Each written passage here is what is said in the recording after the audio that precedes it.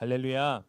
하나님의 크신 은혜와 사랑이 이 자리에 나아가는 저와 여러분 가운데 특별히 십자가를 통해 죄를 만났고 그 안에서 은혜를 누리며 하나님의 사랑과 또한 하나님께서 우리에게 하시는 일들을 기대하는 저와 여러분 가운데 함께하기를 주님의 이름으로 간절히 기원합니다.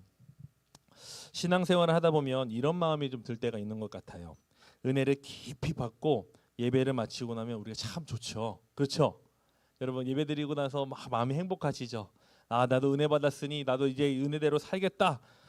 정말 말씀 앞에서 눈물도 나고 내 죄가 깨달아지고 하나님의 사랑이 막 느껴질 때 정말 우리는 행복합니다.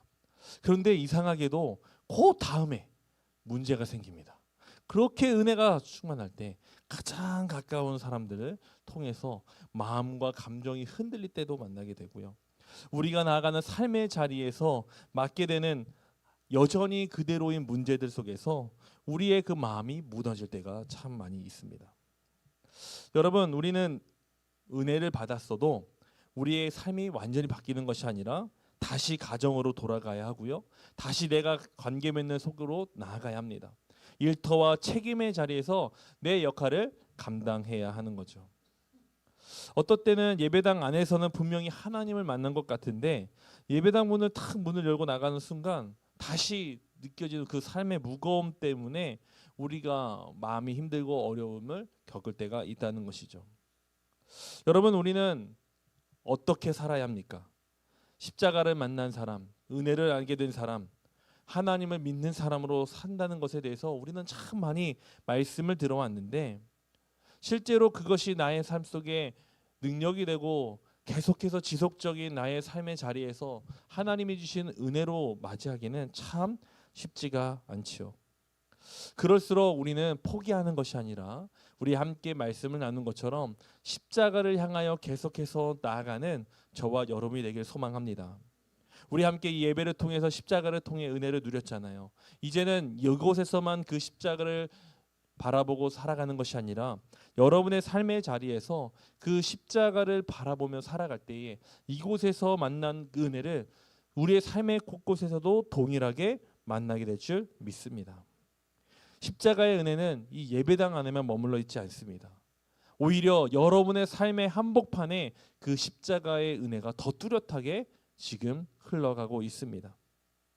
이제 우리가 마지막 세 번째 시간으로 십자가를 통해 세상을 새롭게 볼 수 있는 은혜의 사람들이 되기를 간절히 원합니다. 오늘 우리가 함께 읽은 이 본문의 말씀은 우리 최훈희 목사님을 통해서도 함께 나눴던 말씀인데요. 부활하신 예수님이 제자들의 삶의 한복판에 찾아오신 이야기를 우리가 함께 말씀을 통해 만나게 되었습니다. 예수님은 그 자리에서 평강을 말씀해 주셨고 창과 손에 난 창으로 찔린 옆구리와 못자국이 나 있는 손을 그들에게 보여주셨습니다. 그리고 제자들을 다시 보내시죠. 여러분, 십자가를 통해 세상을 만난다는 것은 내가 살아가던 삶의 자리를 벗어나거나 완전히 바꾸는 것을 이야기하는 것이 아니라 하나님의 시선으로 다시 보게 되고 그 자리에서 내가 십자가를 지고 있음을 깨닫고 주님을 따라 살아가는 삶을 결단하는 것을 이야기하는 것입니다. 먼저 첫 번째로 십자가를 통해 우리는 삶의 자리를 하나님의 시선으로 다시 볼 수 있어야 합니다. 오늘 우리가 함께 읽은 본문 19절의 말씀을 보면요. 제자들이 유대인들을 두려워하여 모인 곳에서 문을 닫고 있었다라고 이야기하지요. 여러분, 예수님을 만난 제자들의 상황은 어떤 상황이었습니까? 두려움에 있는 상황이었습니다. 그들은 담대하지 못했습니다. 부활하신 예수님을 이전에 만났습니다. 그럼에도 불구하고 기쁨으로 세상을 향해 뛰쳐나가지 못했습니다. 능력이 없었습니다. 부활과 생명을 그 안에 가지고 있으면서도 불구하고 그들은 그것을 능력으로 행하지 못했습니다. 세상이 여전히 무섭고 여전히 내가 건뎌야 할 그 두려움과 걱정은 그대로 있으며 그들의 생각과 마음속에 자리 잡았던 실패라는 그 큰 짐이 그들을 아직도 짓누르고 있었다라고 이야기하는 것이죠. 근데 여러분, 예수님은요, 그들을 거기서 인도해서 다른 곳에서 만난 것이 아니라 그들이 그런 마음이 가득하게 있었던 그 문을 닫고 있었던 그곳에 주님이 찾아오셨습니다. 제자들이 준비된 다음에 오신 것도 아닙니다. 그들이 뭔가 변화를 일으키고 그들이 뭔가 결단한 자리에 찾아오신 것도 아닙니다. 두려움을 극복한 상태의 주님이 그래 내가 이제 갈만하네 라고 해서 찾아가신 것도 아닙니다. 문을 닫고 있고요. 숨어 있고요. 실패를 서로 이야기하며 두려워하는 그 자리에 주님이 찾아가셨습니다. 여러분 이것이 얼마나 중요한 일인지 우리 다시 한번 깨달아야 합니다. 여러분 예수님은요 제자들을 그 자리에서 끌어내시기 전에 먼저 그 자리로 찾아오시는 주님임을 우리는 이 말씀을 통해 깨닫게 됩니다. 여러분 우리 주님을 만난다는 것은요 십자가를 통해 세상을 만난다는 것은요 우리의 현실을 완전히 없애버리는 방식이 아닙니다. 우리의 삶을 우리의 모든 환경을 무시하거나 외면한 것을 이야기하는 것이 아닙니다. 오히려 주님이 우리의 삶의 현실의 한복판에 들어오는 역사이십니다. 여러분 삶의 자리를 바꾸기 전에 주님은 우리의 삶의 자리를 향한 시선을 바꾸신다는 말씀입니다. 우리는 종종 이렇게 생각하죠. 상황만 좋아지면 믿음으로 살 수 있을 텐데, 형편만 나아지면 내가 더 잘 순종하고 섬길 수 있을 텐데, 내 안에 상처만 없어지면, 문제만 정리되면 내가 더 잘 살 수 있을 텐데. 근데 여러분 오늘 말씀은 그런 우리들을 향해 다른 말씀을 하십니다. 예수님은 우리의 삶의 상황이 다 정리된 다음에 오시는 분이 아니십니다. 우리가 문을 열기도 전에 우리 가운데 찾아오시는 분이라고 말씀합니다. 오히려 닫힌 문 안으로 들어오신다고 말씀하십니다. 우리의 두려움 속으로 무너진 마음으로 주님이 찾아오십니다. 많은 사람들에게 여러분 선한 영향력을 끼치고 있는 유튜버들이 있는데요. 제가 그중에 빠짐없이 보는 한 분이 있습니다. 바로 하준파파로 유명한 황태환 씨의 유튜브입니다. 굉장히 많은 사람들이 이분의 이야기를 보는데요. 이 하준파파는 어린 아들 하준이를 먼저 하늘나라로 떠나보낸 아버지입니다. 정말 사랑하는 아들을 얻었는데도 그 아이가 어린 1살 때 하나님의 부르심을 받게 됐어요. 여러분 얼마나 힘들었을까요? 아빠로서 감당하기 어려운 이 깊은 상실과 아픔이 그에게 있었습니다. 그것을 이제 막 드러내고 얘기도 해요. 이제는 그것을 간증으로 하나님 앞에서 많은 사람들에게 이야기하며 하나님의 마음과 그 삶을 도전하는 것들을 보여주면서 많은 사람들을 응원하고 있기도 합니다. 근데 여러분 그의 간증을 들어보면요, 그 아픔이 사라졌기 때문이 아니라 바로 그 상실의 자리에서 하나님을 더 붙들게 되었고, 그 자리에서 하나님의 사랑을, 내가 슬픔을 경험했던 그 자리에서 오히려 하나님의 사랑을 나누게 되었다라고 그가 고백하는 것을 우리가 보게 됩니다. 여러분 현실이 없어지지 않았습니다. 아들이 죽은 상태는 그대로 있습니다. 나는 그 삶을 살아야 합니다. 그런데 하나님이 그 자리에 찾아오시니까요, 이 하준파파 황태환 씨가요 그 상황을 바라보는 눈이 바뀌어버린 거예요. 물론 마음에 여전히 슬픔이 있습니다. 아픔이 있습니다. 상실감이 있습니다. 그것을 어떤 것으로도 해결할 수 없습니다. 그러나 그 상황을 자신의 육신의 눈으로만 보는 것이 아니라 하나님이 보여주신 시선으로 보기 시작했다는 거죠.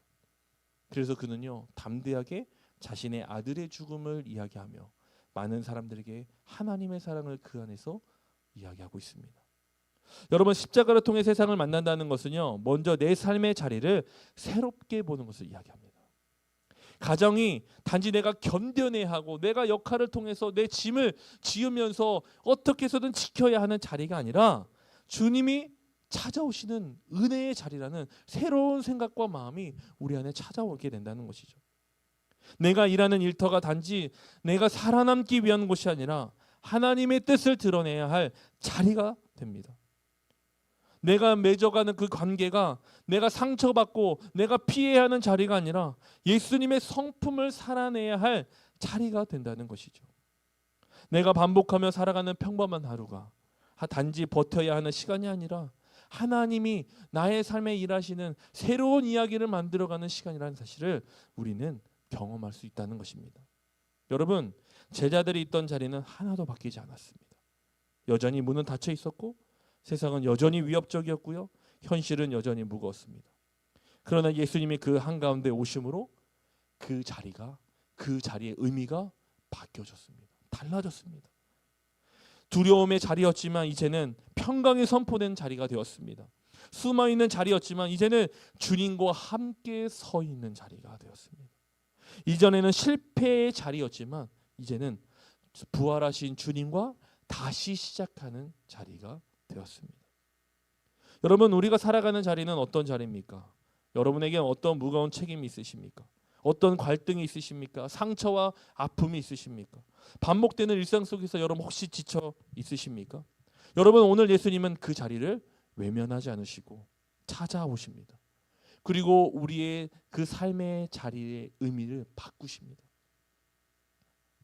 우리가 다시 그곳에 내 육신으로 내 마음으로 보지 않고 주님의 마음과 주님의 시선으로 보게 하시는 줄 믿습니다. 이제 우리는 더 이상 내 삶이 버텨야 하는 자리가 아니라 주님이 찾아오심으로 말미암아 주님의 뜻이 이루어지는 놀라운 삶의 자리가 되었음을 우리는 그 영적인 신비를 깨닫게 될 수 있는 것이죠. 여러분, 그 은혜로 여러분의 삶을 다시 바라볼 수 있는 사람들이 되기를 주님의 이름으로 간절히 기원합니다. 두 번째로 십자가를 통해 우리는 그 자리에서 자기 십자가를 지는 삶으로 부름 받았습니다. 여러분, 예수님께서 제자들에게 두려움 가운데 있는 그들에게 평강을 주신 후에 거기서 멈추지 않으시고 그들을 향해 말씀하십니다. 21절의 말씀입니다. 예수께서 또 이르시되 너희에게 평강이 있을지어다. 아버지께서 나를 보내신 것 같이 나도 너희를 보내노라.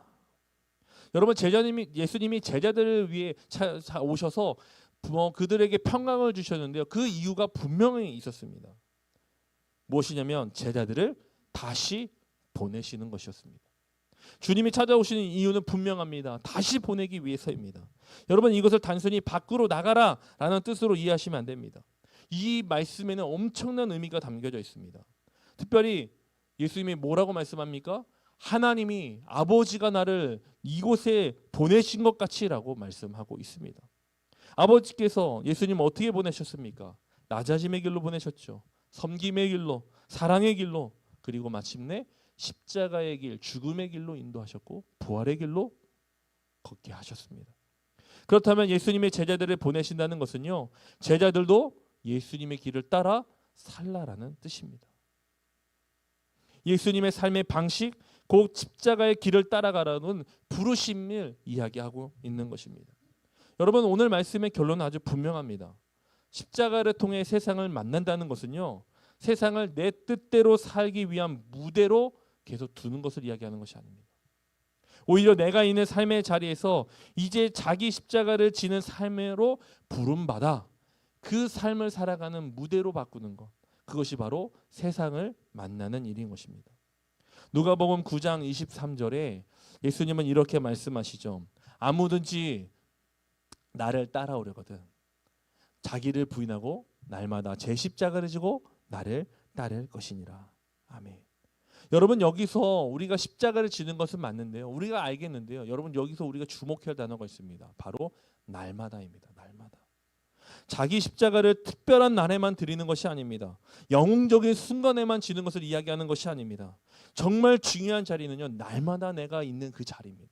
나의 삶의 자리, 그 자리에서 십자가를 지라고 주님은 말씀하고 있는 것이죠. 자기 십자가를 그래서 여러분 반드시 어떤 극적인 고난을 이야기한다고 오해하시면 안 됩니다. 오히려 더 자주 아주 구체적이고 일상적인 삶의 선택이 더 중요하다는 사실을 우리는 이 말씀 속에서 깨닫게 되는 것이죠. 여러분, 제가 참 잘 못하는 것 중에 하나인데요, 가정에서 내 말이 옳다고 저는 엄청 많이 주장합니다. 자녀들에게, 아내에게 내 말 안 들으면요, 제 말 안 들으면 화가 나가지고요, 감정이 상해가지고요, 무시하는 것 같아가지고요, 제 말이 관철될 때까지 끝까지 집요하게 붙잡고 이야기합니다. 제가 십자가를 졌을까요, 안 졌을까요?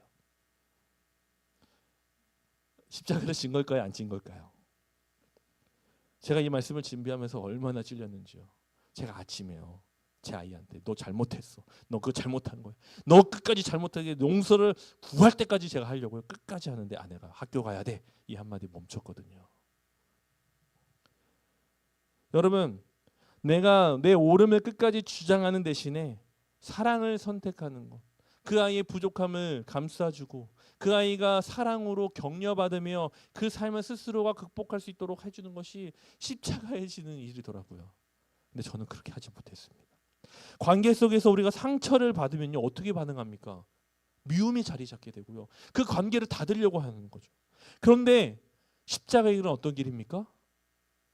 그를 용서하기 위해 다시 품고 다시 그 관계를 도전하고 그것을 통해서 자기 십자가를 지는 것이라고 이야기하고 있는 거죠. 직장에서는요, 손해를 보더라도 정직을 지키는 일이 될 수도 있습니다. 교회 안에서는 인정받고 높여지려는 그 마음보다 내가 다른 일을 섬기며 그들을 높이는 그 일을 행하는 것, 그것이 우리의 십자가라고 주님은 말씀하시는 겁니다. 내 편안함보다 다른 사람을 이롭게 하기 위하여 내가 선택하는 것, 내 고집보다 주님의 뜻을 택하는 것, 내 계산보다 복음의 성품을 선택하는 것, 그것이 바로 우리가 질 자기 십자가라고 주님은 말씀하고 있는 거죠. 여러분, 우리가 사명을 얘기하면 정말 먼 곳에 있는 것처럼, 정말 큰 일처럼 생각합니다. 물론 그런 부르심도 우리에게 분명히 있죠. 그런데 오늘 말씀은요, 그것뿐만 아니라 우리가 이미 있는 그 자리에서 주님을 따르는 것이 바로 주님께서 우리에게 주신 사명이라는 사실을 우리는 만나게 됩니다. 여러분, 여러분의 가정이, 일터, 교회, 사람들과 관계가, 여러분이 다시 돌아가야 할 그 자리가 바로 여러분의 사명을 받은 십자가를 지어야 할 자리라는 것이죠. 여러분, 그래서 오늘 주님의 부르심은요, 보내심은요, 추상적이지 않습니다. 단순히 열심히 살아라고 말씀하시는 것이 아닙니다. 아주 구체적인 여러분의 삶의 자리에 아주 세밀하게 여러분을 보내고 계시는 것입니다. 여러분, 우리가 그 자리에서 십자가를 지지 않으면 그 자리에는 십자가의 은혜가 있을 수가 없습니다. 오늘 주님께서 우리를 보내신 이유는 주님을 통해 그 제자들이 예수님의 십자가를 만나게 하셨고 다시 소망을 품게 하셨듯이 우리를 통하여 그곳에서 주님의 십자가의 은혜와 소망을 다시 품게 하시기 위하여 우리를 보내시는 것입니다. 우리가 그 일을 포기하면 그 일은 언제 이루어질지 모르게 됩니다. 아니, 어쩌면 그대로 멈춰 있을 수도 있습니다. 주님은 여러분을 그 자리에 보내십니다. 여러분의 사명의 자리에서 십자가를 지을 수 있도록 돕고 계십니다. 주님의 그 부르심에, 그 보내심에 아멘으로 순종할 수 있는 저와 여러분이 되기를 간절히 원합니다. 우리는 이 말씀을 통해서 그 십자가를 지게 되는 것을 결단하게 되지만 한편으로 아직도 해결되지 않은 두려움이 있습니다. 무거움이 있습니다. 바로 십자가를 지면서 겪게 될 아픔, 손해, 걱정, 염려입니다. 여러분, 20절의 말씀을 우리 함께 보기를 원하는데요. 예수님께서 부활하신 모습으로 나타나셔서 제자들에게 아주 특별한 행동을 하나 하시는데 그 행동이 무엇입니까? 20절의 말씀 보니까 이 말씀하시고 손과 옆구리를 보이시니 제자들이 주를 보고 기뻐하더라. 아멘. 주님의 상처난 자리를요, 숨기지 않으시고 그대로 보여주십니다. 여러분, 이것이 물론 부활의 증거로서 주님이 보여주신 것이기도 하죠.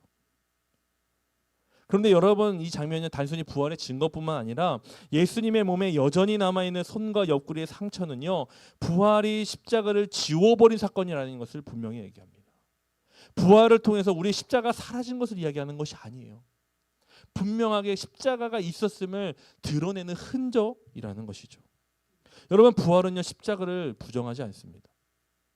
오히려 부활하신 주님의 몸 안에 십자가의 흔적이 있음을 드러냅니다. 여러분, 그 상처는요, 패배의 흔적이 아닙니다. 사랑의 흔적이며 영광의 흔적입니다. 그래서 그 상처는 아주 매우 깊은 의미를 가지게 되는 것이죠. 예수님의 상처는 헛되지 않았습니다. 죄인을 살리기 위해 감당하신 고난, 사랑 때문에 받으신 상처, 순종 때문에 지신 십자가는 부활 안에서도 사라지지 않았습니다. 오히려 그 상처는 영광 안에서도 기억되는 흔적이 되었습니다. 여러분, 이것은 단순히 예수님이 자 봐라 나 이거다 이렇게 됐었다 자랑하려고 하시는 것이 아니라 이제 제자들이 앞으로 살아가야 할 삶의 방향을 보여주는 주님의 증거된 모습이었습니다. 예수님은 제자들을 보내시기 전에 먼저 자기 상처를 보여주십니다. 이것은 너희도 상처 없는 편한 길만 걷게 될 것이다라는 이야기를 하는 것이 아니라 너희도 사랑 때문에 상처받을 수 있어. 너희도 나 때문에 이렇게 손해볼 수 있어. 너희도 나 때문에 아픔과 그 순간을 견뎌내야 할 수도 있어. 너희도 그럼에도 불구하고 나와 같이 세상 속에서 십자가를 지고 살아가야 한다라고 주님은 몸으로 흔적으로 보여주신 것입니다.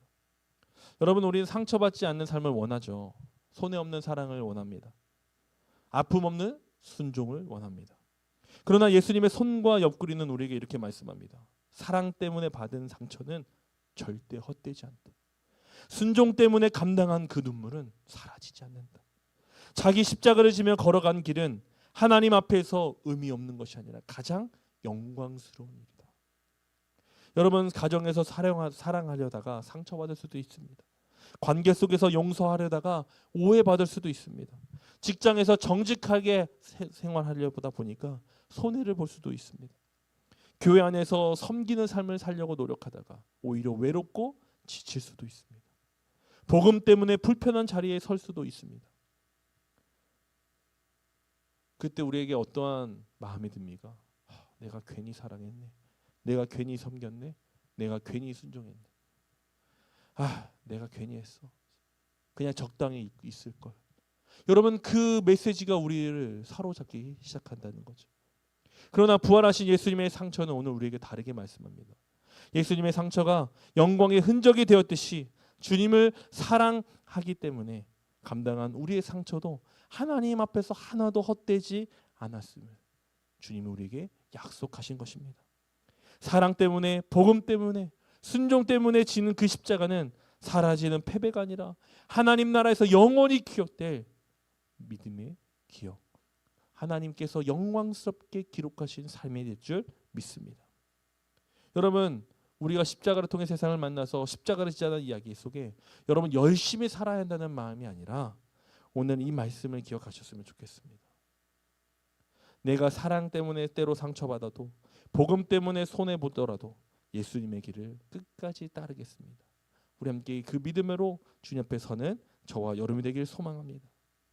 마지막으로 십자가를 통해 세상을 만나는 삶은 성령의 능력으로 살아가는 삶입니다. 예수님은 제자들을 보내시면서 그들에게 그 보내는 자리가 쉽지 않다는 사실을 알고 계신 주님은 그들에게 정말 꼭 필요한 것을 주기를 원하셨습니다. 그것이 무엇입니까? 바로 성령을 받는 것이었습니다. 우리 22절의 말씀 함께 읽겠습니다. 22절 말씀입니다. 시작. 이 말씀을 하시고 그들을 향하사 숨을 내쉬며 이르시되 성령을 받으라. 아멘. 여러분, 두려움 가운데 있는 제자들에게 예수님께서 사명을 주시면서 그 사명을 너희가 정말 열심히 알아서 해라 라고 맡기신 것이 아니라 주님이 그 모든 일을 다 할 수 있는 준비를 하셨어요. 어떤 준비입니까? 그들이 성령님과 함께하면 모든 것을 할 수 있다는 것을 주님은 아셨기에 그들에게 성령을 주시기로 결정하셨습니다. 성령은 주님이 가지고 계셨던 능력이었습니다. 주님의 영이었습니다. 성경은 예수님을 살린 것이 주님의 영이라고 얘기하죠. 그 영이 살렸다고 얘기하죠. 부활도 이 성령님이 하신 일이라고 이야기할 정도입니다. 그 영을 지금 제자들에게 주겠다. 성령을 받으라고, 너희는 내가 줄 것이니 받으라고 말씀하고 계십니다. 여러분, 그들이요 완전한 사람들이 아니었습니다. 실패를 경험한 사람, 도망친 사람, 두려움에 무너진 사람들이었는데요. 그들이 사명을 받습니다. 근데 그 사명을 할 수 있는 힘이 어디 있겠습니까? 주님은 그래서 그들에게 할 수 있는 능력, 가장 탁월한 능력, 아니 정말 최고의 능력인 성령을 그들에게 주십니다. 여러분, 우리가 이런 설교를 들으며 참 어렵고 힘들 때가 있죠. 내가 과연 그렇게 살 수 있을까? 말씀은 좋은데 내가 정말 그렇게 살 수 있을까? 실제로 저도 말씀을 준비하면서 이 말씀을 전하긴 하지만 스스로에게 물은다면 참 힘듭니다. 내가 이 설교를 하고 있지만 내가 정말 이대로 살 수 있을까? 우리의 힘으로는요 절대로 이 삶을 살 수가 없습니다. 아니, 하루는 할 수 있겠죠. 한 번은 해볼 수 있겠죠. 그런데요, 우리 안에 자꾸 실패가 더 축적될 것입니다. 안 되는 것을 발견하게 될 것입니다. 그런데 하나님 예수님은 그런 우리의 삶을 분명히 알고 계셔서 그 일들 가운데 우리가 포기하지 않고 그대로 살아낼 수 있는 방법을 가르쳐 주시는데, 그것이 바로 성령님이 함께 하시는 것입니다. 여러분, 성령님이 우리와 함께 하시면 가능하게 될 줄 믿습니다. 성령님이 우리와 함께 하시기에 우리가 십자가를 지게 될 줄 믿습니다. 내가 이해할 수 없는 나의 삶을 이해하게 되고요, 하나님의 시선과 뜻으로 내 삶의 자리에서 주님을 향하여 고백하며 결단할 수 있게 될 줄 믿습니다. 우리의 마음에 포기하고 싶은 마음이 들 때, 내가 상처로 너무 고통스러워 아파하고 주저앉아 있고 싶을 때, 하나님이 느껴지지 않아 두렵고 외로울 때, 그럼에도 불구하고 주님은, 성령님이 우리 가운데 함께 하심으로 우리의 마음을 바꾸시고 우리가 알 수 없는 그 말할 수 없는 탄식 가운데 주님은 성령님 우리를 위해 기도해 주시는 줄 믿습니다. 여러분, 결심한 사람이 십자가의 길을 걷는 것이 아니라 성령을 받은 사람이 십자가의 길을 걷습니다. 내가 할 수 있다고 자신만만한 사람이, 돈이 많다고 자랑할 수 있는 사람이, 능력이 많다고 젊다고 말하는 사람이 십자가의 길을 걷는 것이 아니라 성령을 받은 사람이 그 길을 걸을 수 있습니다. 저와 여러분이 그 성령님을 날마다 간구하기를 원합니다. 여러분, 내가 실패했습니까? 내가 오늘도 십자가를 지지 못해서 좌절이 듭니까? 여러분, 그 자리에서 성령님을 구하십시오. 이곳에서, 교회에서만 성령을 구하는 것이 아니라 여러분이 있는 삶의 자리에서 성령님을 초청하십시오. 성령님, 나를 도와달라고요. 성령님, 이곳에서 함께 달라고요. 성령님이 그 자리에서 역사하실 줄 믿습니다. 여러분, 십자가를 지는 일을 기뻐하며 나아갈 수 있도록, 능력이 될 수 있도록 임하여 주실 줄 믿습니다. 말씀을 정리합니다. 우리는 우리의 세상의 자리에서 참 많은 슬픔, 아픔을 겪습니다. 여러분, 그 아픔은 누가 이겨낼 수 있을까요? 여러분, 그 현실을요, 누가 잘 살아낼 수 있을까요? 우리는 그 일을 할 수 있는 사람은 평범한 사람은 아니다. 정말 대단하거나 비범한 능력을 가진 사람만이 그렇게 할 수 있다라고 우리는 생각합니다. 근데 그런 저의 생각과 깊숙이 있었던 저의 그런 포기함, 외면했던 그 일들에 대해서 이 말씀을 준비하며 하준파파 이분의 고백을 다시 보게 하시면서 제가 다시 깨닫게 하시는 하나님의 은혜를 경험하게 됐습니다. 세바시라는 곳에서 나와서 이 하준파파 황태환 씨가 15분의 짧은 간증을 했는데, 거기서 더 짧게 영상으로 잠깐 준비된 영상을 보면서 제가 많은 은혜를 받았는데, 그 음성과 그 고백을 잠깐 먼저 보고서 마무리하도록 하겠습니다.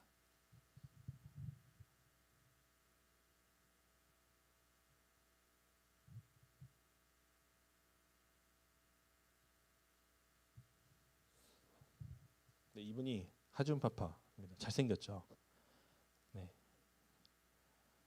이제는 아이가 넷이 됐습니다. 네, 지금 현재 아이가 넷이나 있고요.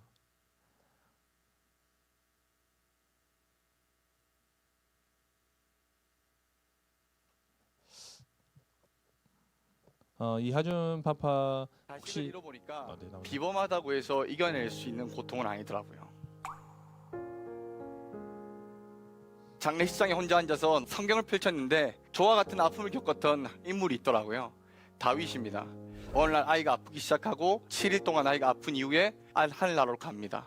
다윗이 몸을 씻고 의복을 갈아입습니다. 그리고 밥을 먹습니다. 저는 옛날에 다윗이 그냥 강한 사람인 줄 알았어요. 근데 자식을 잃어보니까 비범하다고 해서 이겨낼 수 있는 고통은 아니더라고요. 다윗은 아마 평생을 사무치는 슬픔에 살았을 겁니다. 저는 오늘 이 자리에 서서 이준이에게 이렇게 이야기하고 싶습니다. 아빠가 슬픔을 딛고 일어나서 많은 사람들을 살리자라고 이야기하고 있다라고. 모든 사람들이 잘 살려고 발버둥 칩니다. 하지만 잘 살려는 의미를 재정의했으면 좋겠습니다. 정말 잘 사는 건 내가 잘 사는 것이 아니라 누군가를 잘 살게 만들어주는 것이 정말 잘 사는 겁니다. 네, 여기까지입니다. 좀 감동적인 얘기였는데, 조금 영상에 대해 상황에 따라 좀 그렇게 됐습니다. 어쨌든 여러분 잘 보셨죠? 이분이요, 간단한 상처를 갖고 있었던 분이 아닙니다. 정말 사랑하는 아들을요, 먼저 하나님 나라에 보내는 그 사무치는 슬픔 가운데 그가 장례식장에서 붙들 게 없어서 성령책을 받고요, 하나님 말씀 붙들려고 노력했습니다. 어떻게 해서든 그 상황을 이해해 보려고 노력한 거죠. 그런데 그때 하나님께서 그 마음속에 하나님의 마음을 담아주기 시작했고, 이제 그 하준이 짧은 시간 속에서 그 아이와 함께한 시간, 그리고 아픔을 경험하게 했지만 그 아이를 통해 이분의 인생이 완전히 달라지게 됩니다. 그리고 아들에게 나 이렇게 너를 통해 하나님의 사랑을 알게 됐고, 내가 다른 사람을 살리고자 노력하는 사람이 됐고, 나 일 열심히 하다가 하나님 나라에서 너를 만나고 싶어, 이렇게 고백하며 오늘의 하루를 십자가의 길을 지고 가고 있습니다. 여러분, 우리도 이 하준파파의 황태환 씨와 같은 믿음으로 살 수 있는 삶의 자리가 있습니다. 물론 우리는 잘 사고 싶죠. 내가 편하고 잘 먹고 많은 것을 여유롭게 가지는 삶을 살고 싶습니다. 그러나 오늘 우리가 하나님께 부르심 받은 그 삶의 자리가 그저 그런 잘 사는 의미로서 우리를 보내신 것이 아니라 십자가를 통해 나를 살리신 것처럼 우리를 통해 많은 사람을 살리시는 그 삶을 살게 하시기 위해 우리를 보내셨다는 사실을 깨닫게 됩니다. 그것이 바로 십자가를 통해 우리가 만나게 되는 나의 세상입니다. 여러분, 그 자리가 때로는 슬픔을 가슴에 담고 가야 하는 자리일 수도 있습니다. 하지만 십자가를 통해 우리는 그 자리에, 그 슬픔에 머물러 있는 것이 아니라 우리는 그 자리에 임하신 성령님을 통해 새로운 생각과 하나님의 뜻에 따라 선한 영향을 끼쳐가며 많은 사람들을 살리는, 아니 오히려 그 아픔 때문에 많은 사람을 도울 수 있는 사람들로 우리를 이끌어 주실 줄 믿습니다. 그리고 그 아픔이 우리 안에 실패와 부끄러움과 수치가 아니라 우리 안에 영광과 기쁨과 하나님이 가장 원하셨던 아름다운 기억이 될 줄 믿습니다. 우리 함께 그 삶으로 나아가길 간절히 원합니다.